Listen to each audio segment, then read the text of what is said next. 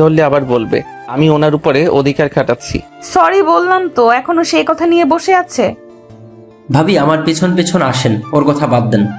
আমি সাথে সাথে উপরে হাঁটছি আর ওদের দেখতে লাগলাম। বেশ কিছু দূর থেকে দুইজন উঠতে লাগলো। রাফি রিয়ার হাত ধরে টান দিয়ে তুলতে লাগলো। রাফি আমার দিকে রাগী লোক নিয়ে বলল, ভাইয়া রাগ উঠে যাচ্ছে কিন্তু। আমি সামনের কাছ থেকে একটা ডাল ভেঙে রাফির দিকে দিলাম। রাফি ডালটা টেনে ধরতে আমি টান দিতে লাগলাম। দুইজন আস্তে আস্তে উঠে আসলো। তখন পিছন থেকে পুলিশের গাড়ি আসলে তিনজনকে তুলে থানায় নিয়ে গেল।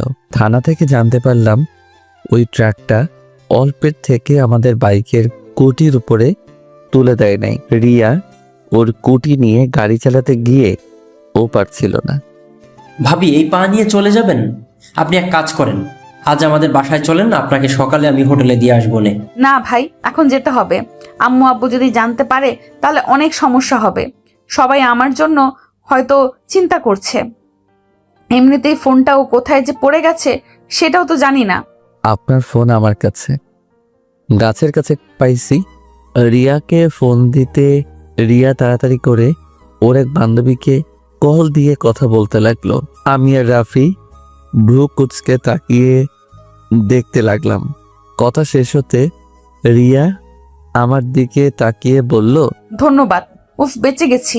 ওরা কেউ বাসায় বলে নাই, আর একটু হলে বাসায় কল দিয়ে দিত। ও আচ্ছা।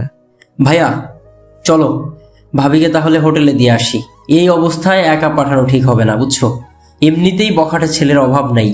তুই ওনাকে দিয়ে আয়, আমি বাসায় যাব। ঠেকা নাই, নিজের বউকে নিজেই দিয়ে আয় যা।